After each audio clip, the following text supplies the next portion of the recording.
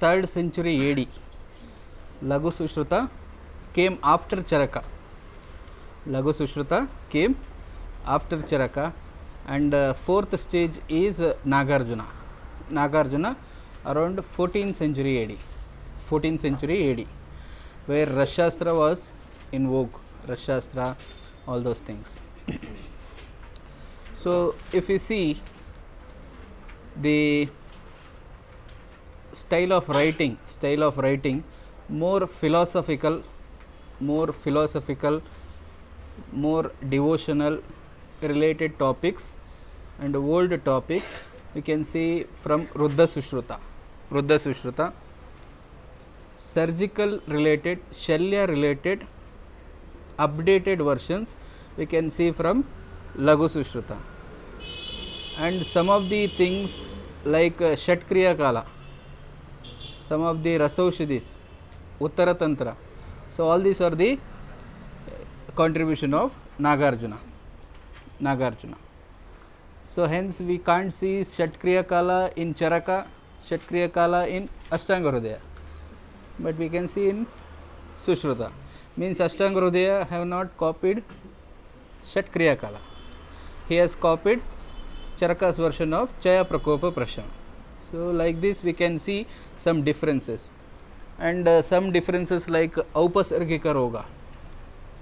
Aupasargika Roga in Sutrasthana, it is a complications, whereas Aupasargika Roga in Nidhanasthana, it is Sankramanti Naran. So, there are different of opinions. So, in this way we can see the differences in Sushruta Samhita.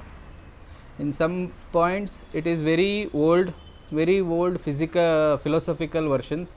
In some point very advanced than Ashtanga Hridaya. So, that is why we can see the differences. So, we will directly go to the Sutrasthana, Sushruta Sutrasthana. First chapter, Vedotpattim Adhyayam. In all the other Samhitas, Ayurveda, there is no Utpatti. Veda, there is no Utpatti. It is a Sanatana, it is Anitya and Ananta. But here the word Utpatti is there. Veda Utpatti. So, for that commentator gives details that here Utpatti means it is not origin, it is a reflection. It is a new version of studying the Veda. It is not the origin of Veda, it is the reflection or new way of studying the Veda. It should not be considered as origin. So, that is Vedotpatti Adhyayam.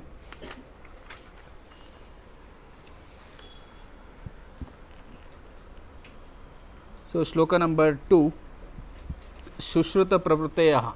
So, Sushruta Pravruteya means here there is a list, Aurabra Upadenava, Paushkalavata, Sushruta, Gopur Rakshita. So, all these 7 Shishya went towards Kashi Raja Divodasa. He is the king of Kashi, Divodasa, and self-proclaimed Dhanvantari. So, he has been given adjective Dhanvantari. So, what is Dhanvantari? Dhanu Antam Param Gacchati. Dhanu means Shalya. Antam Param Gacchati means one who has a tremendous knowledge, who has complete knowledge of Dhanu, that is Shalya, is called as Dhanvantari. One who is skillful in Shalya Gnana, he is considered as Dhanvantari. So, that is an adjective. So, he is considered as reincarnation of Dhanvantari. So, when was Dhanvantari born? During Samudra Mantana. So, here Kashi Raja is a considered as a reincarnation or rebirth of Dhanvantari. So, Aham hi Kashi Rajam Dhanvantarim. So, he self proclaims that I am the Dhanvantari. So, these Sushrutadi Shishyas approach Dhanvantari to study Shalya Pradhana Ayurveda. So, they request that Dhanvantari, Kashi Raja Divodasa Dhanvantari to teach them Ayurveda with special reference to Shalya Tantra, because already there was a Atreya, the Sampradaya, where Kaya Chikitsa was a important thing. So, that Sampradaya was in vogue. So, here they went towards Dhanvantari to teach, to study about Shalya Pradhana Ayurveda.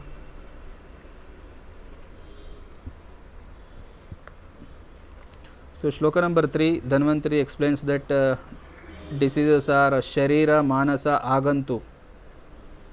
3 types of diseases: Shariraja, Manasika and Agantu. Shloka number 3. Shloka number 6, details of Ayurveda. So Ayurveda divided into Ashtanga.